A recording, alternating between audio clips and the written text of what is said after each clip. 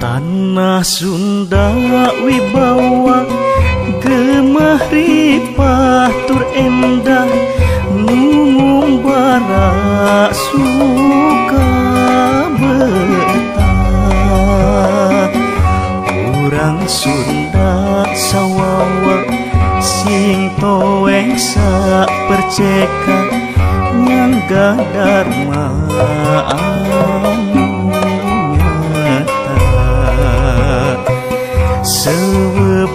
pajajaran muka tongkas maran sing tulaten jeung rumaksa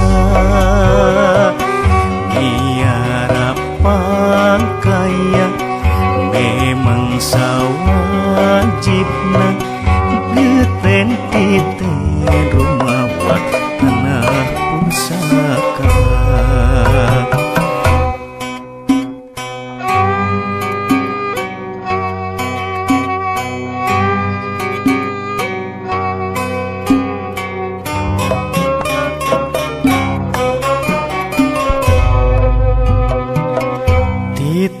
Kana pakaian harta benda pusaka muka duhuk waktu jaga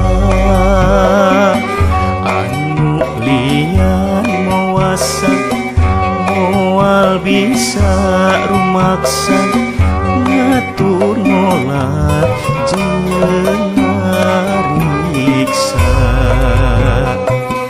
gembleng sauyunan singkil babarengan ngangkat darajat ki Sunda. Sunda kukuh kuat diraksa di rumah pasti jembar wibawa Indonesia.